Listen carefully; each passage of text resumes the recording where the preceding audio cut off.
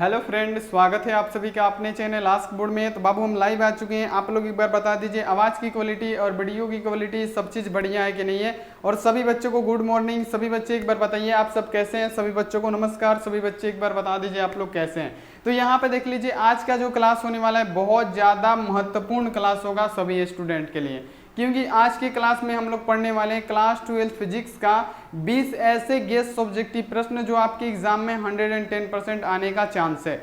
तो आप लोग क्या कीजिएगा, ये 20 प्रश्नों को याद कर लीजिएगा ताकि आपका यहाँ देखिए अगर इसमें से कोई भी क्वेश्चन आए तो आप लोग फटाक से उसको जैसे हम बताए हैं उसी प्रकार आप लोग लिख दीजिएगा, क्योंकि यहाँ पे ये सभी क्वेश्चन अपनी भाषा में लिखा गया है। तो आप सभी छात्र छात्राओं से निवेदन है कि आप सभी छात्र छात्राएं एक बार वीडियो को शेयर कर दीजिए अपने दोस्तों के पास ताकि और भी बच्चे ये क्लास कर सके। तो देखिए आज का जो क्लास होने वाला है, आज की क्लास में हम लोग क्या पढ़ने वाले हैं, यहाँ पे सभी स्टूडेंट ध्यान देंगे, बहुत ही ध्यान से पढ़ेंगे इसको, क्योंकि आज की क्लास में हम लोग पढ़ने वाले हैं क्लास 12 फिजिक्स का सब्जेक्टिव क्वेश्चन। और ऐसे सब्जेक्टिव क्वेश्चन पढ़ने वाले हैं, क्या बाबू सब्जेक्टिव क्वेश्चन पढ़ने वाले हैं। ऐसे 20 यहाँ पे सब्जेक्टिव क्वेश्चन करने वाले हैं जो आपके एग्जाम के लिए काफ़ी ज़्यादा महत्वपूर्ण होने वाला है। बहुत ज़्यादा चांस है कि ये प्रश्न लड़ेगा आपके एग्जाम में। तो आप सभी छात्र छात्राएं ये क्वेश्चन को जरूर याद कर लीजिएगा। और देखिए ऑनलाइन टेस्ट नहीं दिए हैं, जाके ऑनलाइन टेस्ट जरूर दीजिएगा ताकि यहाँ आप देख लीजिए आपका रिवीजन भी होता है और आपको परीक्षा में कैसे एग्जाम में दिया जाता है ये सबका प्रैक्टिस भी होगा ऑनलाइन टेस्ट देने से।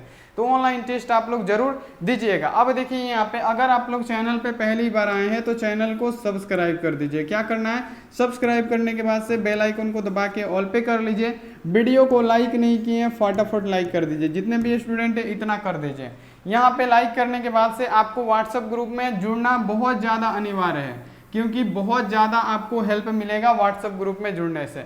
यहाँ आप देखिए हम अपना यहाँ पे व्हाट्सएप नंबर लिख देते हैं 91 35 74 20 24। आप इस पे मैसेज करके बोलिए सर हमको ग्रुप में जोड़ दीजिए, हम आपको ग्रुप में जोड़ देंगे। तो सभी बच्चे रेडी हैं, एक बार बता दीजिए सब्जेक्टिव क्वेश्चन को हम स्टार्ट कर दें। एक बार बताइए सब्जेक्टिव क्वेश्चन को हम स्टार्ट कर दें बाबू स्टार्ट। चलिए बहुत बढ़िया। तो यहाँ पे देख लीजिए हम स्टार्ट कर देते हैं एक एक क्वेश्चन को बाबू, लेकिन ध्यान पूर्वक पढ़िएगा और इसका पीडीएफ भी मिलेगा, बिल्कुल भी आपको टेंशन नहीं लेना है। एक एक क्वेश्चन को आप लोग ध्यान पूर्वक पढ़िएगा, क्योंकि ये जितना भी क्वेश्चन है आपको गेस क्वेश्चन कराया जा रहा है जो आपके फाइनल बोर्ड परीक्षा के लिए काफ़ी ज़्यादा महत्वपूर्ण, काफ़ी ज़्यादा हेल्पफुल होने वाला है। तो चलिए बाबू यहाँ पे एक एक क्वेश्चन का जवाब देखिए और एक एक क्वेश्चन को आप लोग नोट करते चलिए। देखिए पहला क्वेश्चन है कि क्यूरी ताप क्या है। बहुत ही इंपॉर्टेंट क्वेश्चन है बाबू, ऐसे ऐसे क्वेश्चन ही आता है आपके एग्जाम में। ऐसे ही क्वेश्चन शॉर्ट क्वेश्चन पूछा जाता है बाबू, शॉर्ट लॉन्ग सब बताएंगे, तो आप लोग बिल्कुल टेंशन ना लीजिए। देखिए पहला क्वेश्चन है कि क्यूरी ताप क्या है।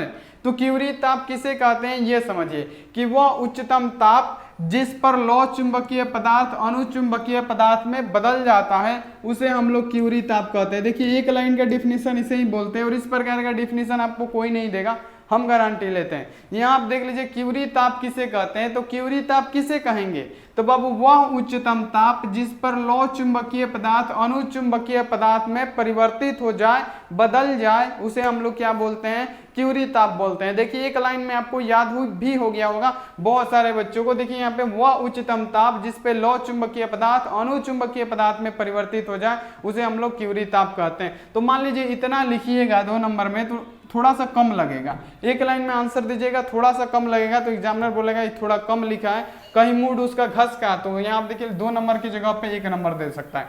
तो इसी को पूरा आप लोग कैसे कीजिएगा, थोड़ा सा लिख दीजिएगा यहाँ पे कि अर्थात यदि हम किसी लौ चुंबकीय पदार्थ को गर्म करते हैं, मान लीजिए किसी लौ चुंबकीय पदार्थ को हम लोग गर्म करते हैं तो लौ चुंबकीय पदार्थ का गुण एक निश्चित ताप पर नष्ट हो जाता है। मान लीजिए कि हम किसी भी लौ चुंबकीय पदार्थ को गर्म करते हैं तो कोई एक निश्चित ताप होगा, कोई ना कोई एक निश्चित ताप पे जिसपे क्या होता है, लौ चुंबकीय पदार्थ हमारा नष्ट हो जाता है। क्या होता है बाबू, नष्ट हो जाता है, तथा लौ चुंबकीय पदार्थ यहाँ देखिए अनुचुंबकीय पदार्थ में बदलने लगता है। यानी जो लौ चुंबकीय पदार्थ की चुंबकशीलता अगर नष्ट होगी तो वो किसमें परिवर्तित होगा, तो अनुचुंबकीय पदार्थ में परिवर्तित वो आहिस्ता आहिस्ता होने लगेगा। तो यहाँ पे देख लीजिए ये कुछ ऐसे अपने से बना दीजिएगा। ये जो लिखे एक बात आप लोग ध्यान रखिएगा बाबू, यहाँ पे जितने भी स्टूडेंट लाइव में हैं एक बार यहाँ पे सभी बच्चे ये ध्यान दीजिएगा कि देखिए हम यहाँ पे लिखे क्या है।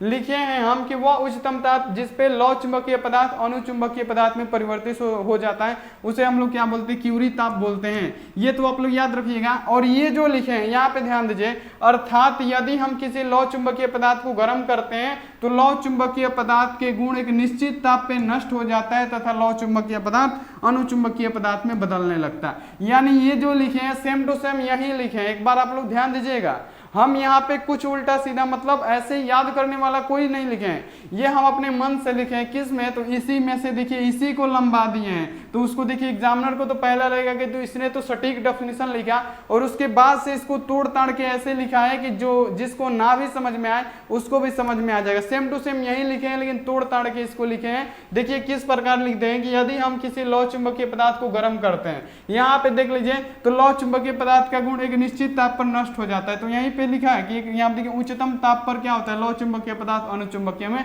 परिवर्तित हो जाए। बात तो वही लिखे हैं लेकिन थोड़ा सा यहाँ पे नीचे में अपने से लिख दीजिएगा। जो भी हम जैसे लिखे हैं वैसे भी लिख सकते हैं या आप लोग अपने मन से इसको तोड़ ताड़ के लिख सकते हैं डिफिनीशन को यहाँ पे कि गर्म करेंगे तो एक उच्चतम ताप पे क्या हो जाता है, लौ चुंबकीय नष्ट हो जाता है और वो नष्ट होकर धीरे धीरे अनुचुंबकीय में परिवर्तित होने लगता है। तो इसी अनुचुंबकीय यहाँ पे देखिए परिवर्तित होने की प्रक्रिया को हम लोग क्यूरी ताप भी कहते हैं। यानी कुछ भी आप लोग लिख सकते हैं अपने मन से, तो ऐसा कर लीजिएगा।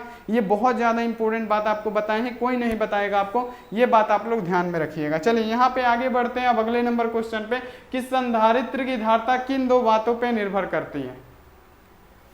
संधारित्र की धारिता किन दो बातों पे निर्भर करती है। तो पहला क्या है, प्लेटों के क्षेत्रफल पे और उसके बीच की दूरी पे। पहला प्लेटों के क्षेत्रफल पे और दूसरा उसके बीच की दूरी पे निर्भर करती है। तो पहले यहाँ पे देख लीजिए 5 नंबर में ये पूछ सकता है, 2 नंबर में भी पूछ सकता है, 5 नंबर में भी पूछ सकता है। तो संधारित्र की धारिता किन दो बातों पर निर्भर करती है। तो देखिए संधारित्र की धारिता किन दो बातों पर निर्भर करती है। तो प्लेटों के क्षेत्रफल पे पहला करेगी। और देखिए प्लेटों के क्षेत्रफल पर करेगी तो क्या होगा, किसी संधारित्र की धारिता प्लेटों के क्षेत्रफल पर निर्भर करती है तथा क्षेत्रफल बढ़ाने पर संधारित्र की धारिता बढ़ जाती है तथा क्षेत्रफल अगर बढ़ाएंगे तो संधारित्र की धारिता भी बढ़ेगी। तो यहाँ पे ये एक ऑब्जेक्टिव भी बन गया। संधारित्र की धारिता किन दो बातों पे निर्भर करती है। तो पहला लिखिएगा कि प्लेटों के क्षेत्रफल पर निर्भर करती है। और यहाँ देखिए प्लेटों के क्षेत्रफल पर निर्भर करती है तो कैसे करती है, तो किसी संधारित्र की धारिता प्लेटों के क्षेत्रफल पर निर्भर करती है तथा क्षेत्रफल बढ़ाने पर संधारित्र की धारिता भी बढ़ जाती है। और यह क्या होता है, इसके अनुक्रमानुपाती होता है। जैसे यहाँ पे देख लीजिए क्या हो जाएगा, C समानुपाती बाबू यहाँ पे A हो जाएगा। ये आप लोग ऐसे लिख दीजिएगा। पहला यहाँ पे देखिए बिल्कुल आसान वे में, आसान डिफिनेशन में आपको बताया जरा, ये आप लोग लिख दीजिएगा। ये आपके एग्जाम के लिए काफी इंपॉर्टेंट होने वाला है। पहला तो प्लेटों के क्षेत्रफल पे और दूसरा क्या बोले हैं कि इसकी बीच की दूरी पे, यानी प्लेटों की बीच की दूरी पे निर्भर करता है। पहला प्लेटों के क्षेत्रफल पे निर्भर करता है संधारित्र की धारिता, दूसरा क्या प्लेटों के बीच की दूरी पे निर्भर करता है। तो देखिए कैसे निर्भर करता है, तो संधारित्र की धारिता प्लेटों के बीच की दूरी पर निर्भर करती है तथा दूरी बढ़ाने पे संधारित्र की धारिता घटती है। क्षेत्रफल बढ़ाने पर संधारित्र की धारिता बढ़ेगी। अब देखिए ऑब्जेक्टिव कैसे यहाँ पे आपका क्लियर होता है।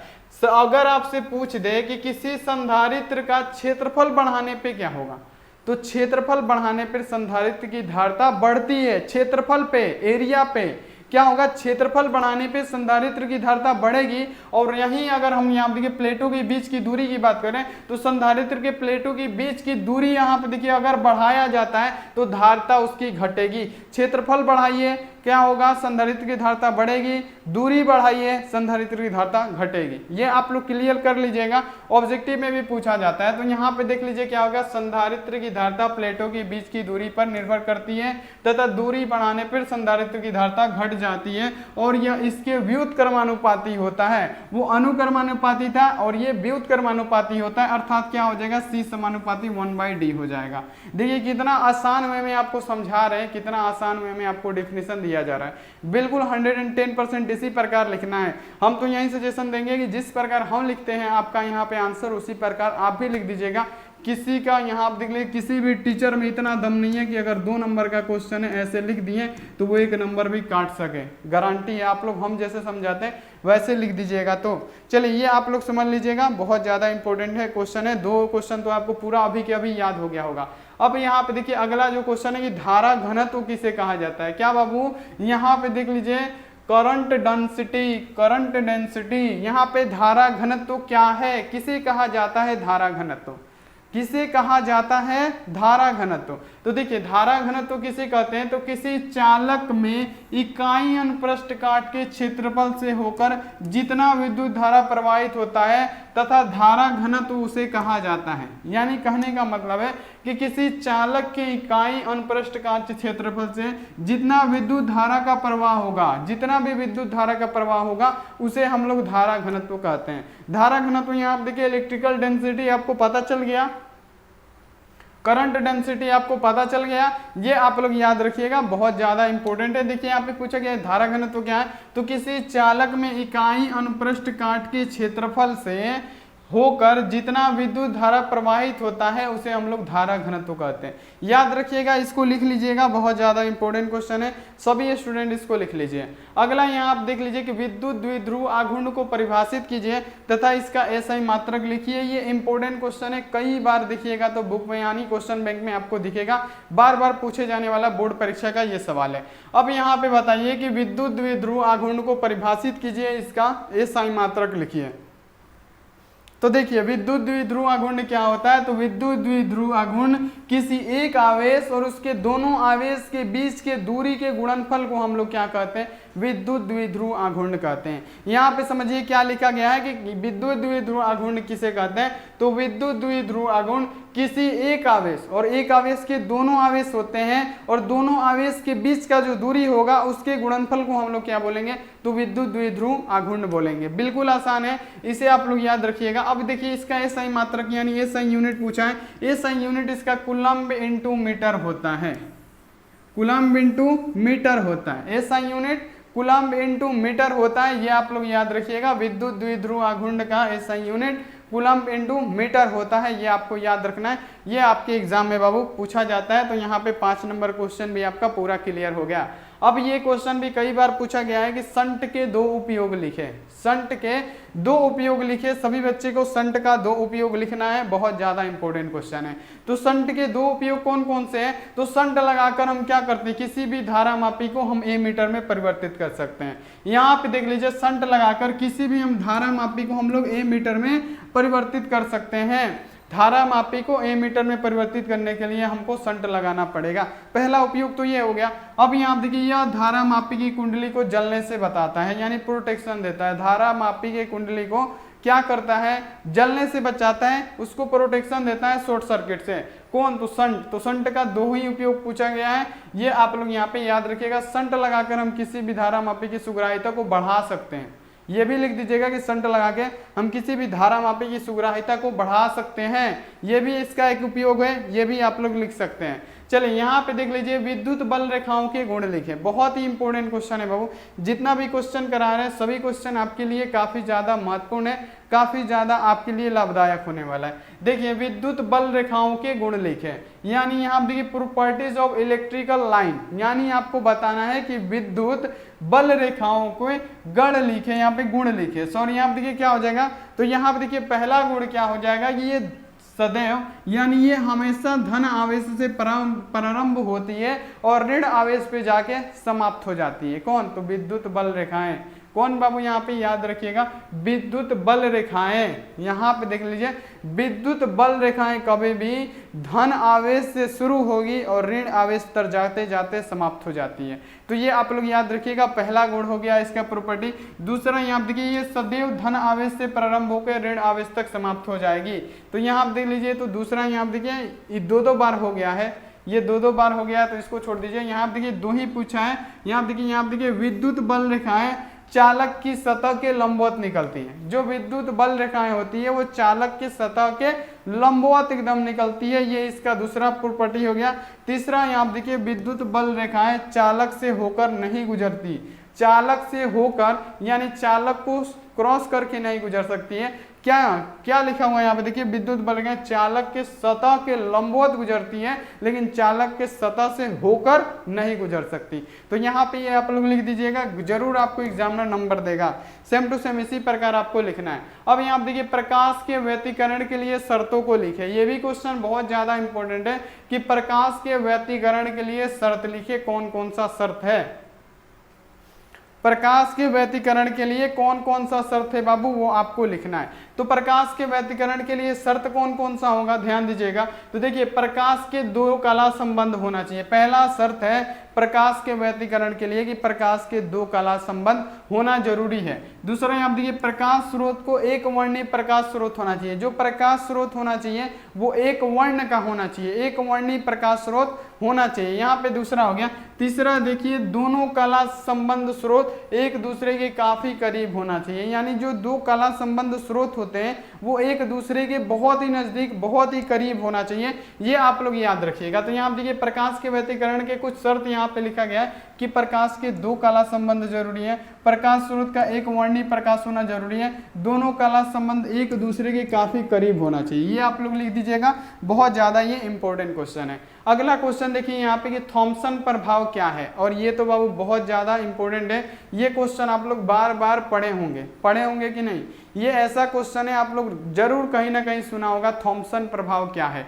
तो चलिए अब हम आपको बताते हैं। आज के बाद से आपको थॉमसन प्रभाव यहाँ पे कुछ भी नहीं करेगा, मजा आएगा। अब देखिए थॉमसन प्रभाव क्या है। तो जब एक समान गर्म यहाँ आप देखिए कंडक्टर के माध्यम से धारा प्रवाहित होती है तो धारा के प्रवाह की दिशा के आधार पर कंडक्टर की लंबाई के साथ यहाँ आप देखिए गर्मी विकसित या अवशोषित होती है। इसी प्रभाव को हम लोग थॉमसन प्रभाव कहते हैं। देखिए यहाँ पे समझिए कितना आसान शब्द में लिखा गया है जो आपको याद हो जाए। देखिए थॉमसन प्रभाव क्या है। तो जब एक असमान गर्म कंडक्टर, जब एक असमान यहाँ देखिए गर्म कंडक्टर के माध्यम से धारा प्रवाहित होती है तो क्या होता है, धारा की यहाँ देखिए दिशा के आधार पर कंडक्टर के लंबाई के साथ जो गर्मी विकसित होती है या अवशोषित हो जाती है, इसी प्रभाव को हम लोग थॉमसन प्रभाव कहते हैं। तो ये आप लोग याद रखिएगा, बहुत ज्यादा ये महत्वपूर्ण प्रश्न है जो आपके एग्जाम में आ सकता है। तो ये क्वेश्चन आप लोग याद कर लीजिएगा। अगला यहाँ आप देखिए एनालॉग और डिजिटल सिग्नल क्या है। ये भी क्वेश्चन कई बार आ चुका है। क्वेश्चन बैंक का पन्ना पलटिएगा, ये क्वेश्चन आपको जरूर मिलेगा। देखिए पूछा गया है आपसे कि एनालॉग और डिजिटल सिग्नल क्या है। एनालॉग और डिजिटल सिग्नल क्या है। तो एनालॉग सिग्नल क्या होता है, तो समय के साथ लगातार परिवर्तन की क्रिया करने वाले सिग्नल यानी संकेत को हम लोग एनालॉग सिग्नल कहते हैं। यानी जो एनालॉग सिग्नल होता है समय के साथ लगातार परिवर्तित होता है। एनालॉग सिग्नल समय के साथ लगातार परिवर्तित होने वाली क्रिया को हम लोग एनालॉग सिग्नल कहते हैं। देखिए एक लाइन में कितना बढ़िया डेफिनेशन है। यह सिग्नल समय के साथ कभी भी वैल्यू में यहाँ देखिए क्या होती है, परिवर्तित से यहाँ देखिए होने में सक्षम हो जाती है। अतः यहाँ देखिए इसके अंतर्गत ध्वनि, तापमान, थर्मामीटर इत्यादि ये सब होता है। यहाँ पे देखिए ये क्या होता है, समय के साथ लगातार परिवर्तित होता है। टेम्परेचर अप डाउन होते रहता है, उसका भी बढ़ते रहेगा। यानी ध्वनि यहाँ देखिए कम बेस होते रहेगा, वो भी कम बेस होते रहेगा। यानी कहने का मतलब है कि एनालॉग सिग्नल वो होता है जो समय के साथ परिवर्तन उसका लगातार होता है, उसे एनालॉग सिग्नल कहते हैं। तो यहाँ पे आप लोग ये समझ गए, आप लोग इसी प्रकार इसका आंसर लिख दीजिएगा। अगला यहाँ आप देखिए डिजिटल संकेत क्या है। तो डिजिटल संकेत क्या है, तो डिजिटल संकेत क्या है, तो डिजिटल सिग्नल एक ऐसा संकेत है जो असत्य, यानी यहाँ आप देख लीजिए असत्य मूल्यों को क्रम के हिसाब से डेटा को प्रदर्शित करता है। मतलब यह एक ऐसा संकेत होता है जिसमें समय के साथ यहाँ देखिए असतत स्तर होता है। यहाँ पे उसे हम लोग क्या बोलते हैं, डिजिटल संकेत बोलते हैं। और आप लोग इसे याद कर लीजिएगा। यहाँ पे बताइए डिजिटल सिग्नल क्या होता है। तो डिजिटल सिग्नल एक ऐसा संकेत होता है जो असतत मूल्यों के क्रम के हिसाब से डेटा को प्रदर्शित करता है। मतलब यह एक यहाँ देखिए ऐसा संकेत है जिसमें समय के साथ असत्य, यहाँ पे असत्य जो होता है वो परिवर्तित होता है। उसे हम लोग क्या बोलते हैं, तो उसे बोलते हैं डिजिटल संकेत। ये आप लोग याद रखिएगा। अब यहाँ पे देखिए ये क्वेश्चन काफी ज्यादा इंपॉर्टेंट है। 11 नंबर क्वेश्चन को आप लोग याद कर लीजिएगा। बहुत ज्यादा आपके एग्जाम में पूछा गया प्रश्न है, जल्दी से जल्दी सभी स्टूडेंट इसको याद कर लेंगे। देखिए क्वेश्चन क्या पूछा गया आपसे, ध्यान दीजिएगा। चलिए क्वेश्चन है कि पारावैद्युत शक्ति तथा अपेक्षित पारावैद्युतांक को परिभाषित करें। तो बाबू ये तो बहुत ही आसान है, इतना अच्छा समझा देंगे कि अभी के अभी आपको याद हो जाएगा। तो पारावैद्युत शक्ति किसे कहते हैं, तो पारावैद्युत शक्ति वैद्युत क्षेत्र की तीव्रता का वह अधिकतम मान जहां यहाँ पे पारावैद्युत माध्यम अचलक बना रहे, उसे हम लोग क्या बोलते हैं, तो पारावैद्युत शक्ति बोलते हैं। देखिए यहाँ पे समझिए यहाँ पे कि वैद्युत क्षेत्र की तीव्रता का वह अधिकतम मान जहां क्या हो, पारा वैद्युत माध्यम अचलन बना रहे, उसे हम लोग बोलते हैं पारा वैद्युत शक्ति। यहां तक तो आप लोग लिख दीजिएगा। पारा वैद्युत शक्ति बिल्कुल आसान डेफिनेशन है कि विद्युत क्षेत्र की तीव्रता का वह अधिकतम मान जहां पे पारा वैद्युत माध्यम अचलन बना रहे, उसे हम लोग क्या बोलते हैं, यहाँ पे बोलते हैं पारावैद्युत शक्ति।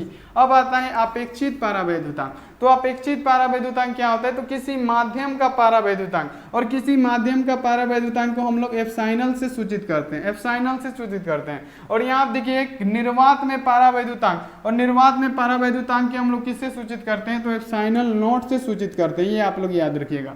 इसको किसी माध्यम का पारावैद्युतांक एप्सिलॉन और किसी यहाँ देखिए निर्वात में पारावैद्युतांक यानी एप्सिलॉन नॉट के अनुपात को यानी उसके बटा को हम लोग क्या बोलते हैं, उसे बोलते हैं अपेक्षित पारावैद्युतांक। यानी अपेक्षित पारावैद्युतांक को हम लोग ER से सूचित करते हैं। यानी ER इक्वल टू क्या हो जाएगा, यहाँ पे देख लीजिए ER इक्वल टू क्या हो जाएगा हमारा, ER इक्वल टू क्या, किसी माध्यम का पारावैद्युतांक यानी किसी माध्यम का पारावैद्युतांक एप्सिलॉन बटा यहाँ देखिए आप निर्वात के पारावैद्युतांक एप्सिलॉन नॉट, इसको हम लोग यहाँ देखिए इसके अनुपात को क्या बोलते हैं, तो अपेक्षित पारावैद्युतांक बोलते हैं। आप लोग इसको याद कर लीजिएगा, बहुत ज्यादा ये इंपॉर्टेंट क्वेश्चन है कि अपेक्षित पारावैद्युतांक। और यहाँ पे देख लीजिए पारावैद्युतांक को, पारावैद्युत शक्ति क्या है, ये आपके एग्जाम में पूछा गया प्रश्न है। अब देखिए यहाँ पे अगला क्वेश्चन है 12 नंबर। 12 नंबर प्रश्न का सही से आंसर दीजिएगा सभी बच्चे कि अल्फा कण के गुण को लिखे। ये भी क्वेश्चन 3 से 4 बार आ चुका है। ये क्वेश्चन यहाँ पे ऐसा क्वेश्चन आपको बताया जा रहा है जो आपकी फाइनल बोर्ड परीक्षा में पूछा जाता है।